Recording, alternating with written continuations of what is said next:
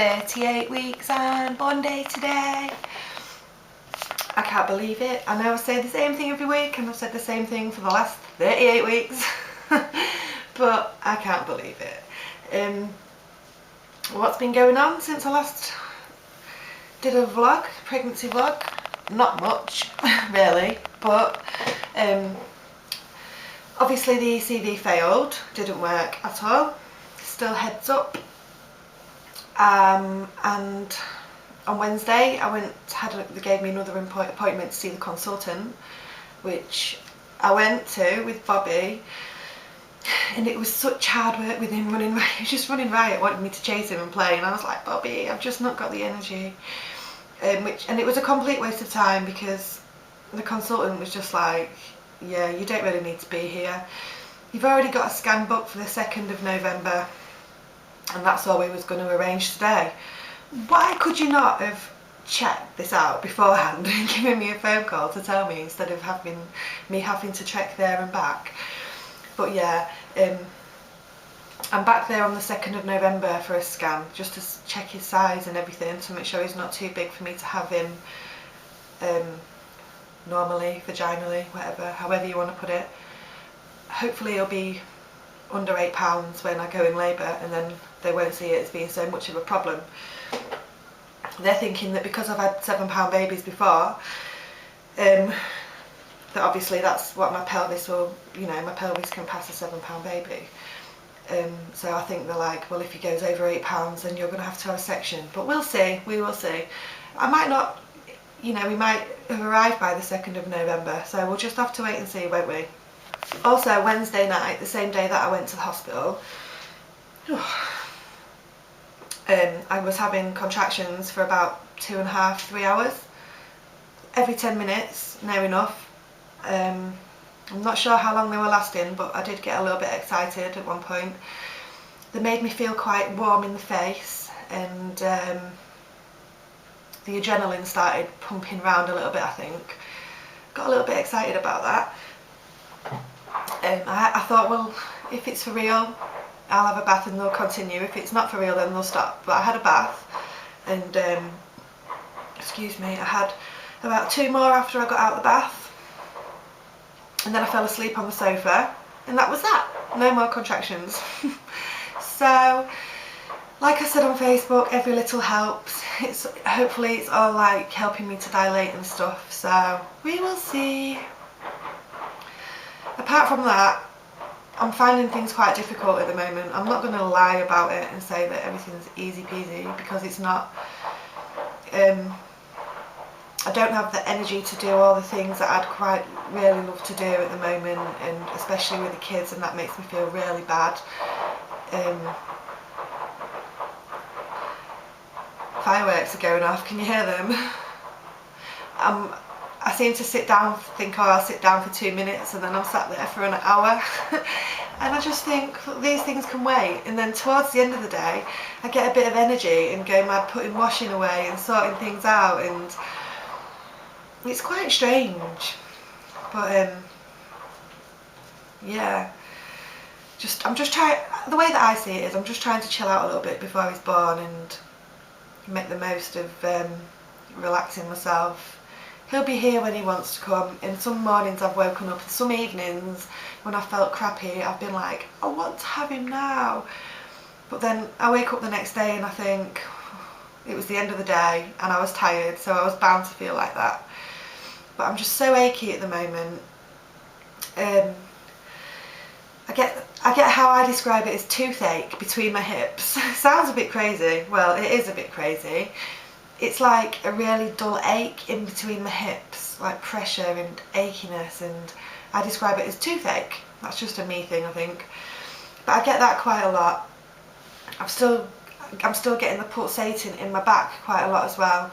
And when I bend down to try and get something, I quite often feel a leg or something wedged in my hip, and it feels awful, like I just can't squash his little leg. But it's not there all the time. He moves it up and stuff. You never know, he might go head down once I go in labour. He might decide to flip at the time, or just got to wait and see, haven't we? So Another thing, I've been snoring really, really bad. I would not have known about this. It's Lee that's brought this to my attention. You know when you feel like when you're asleep but you're not asleep, you're like dozing and you're just getting into a good sleep. Well, last night 3 times he woke me up. Leanne, will you stop snoring? And he said that I was really snoring really bad. And I was quite annoyed that I'd been getting into a good sleep 3 times and he'd woken me up each and every time. And but I can't control that. I've tried to explain to him, I just can't control my snoring.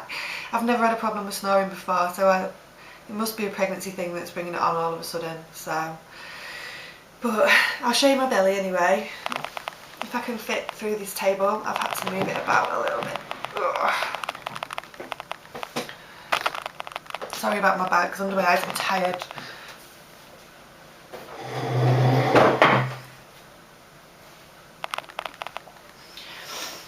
My 38-week and 1-day belly. He feels ever so low. I can feel his bum really low there. I'm sure I can. I can cup it, and when I cup it and push it up, yeah, I can feel him moving. But there you go.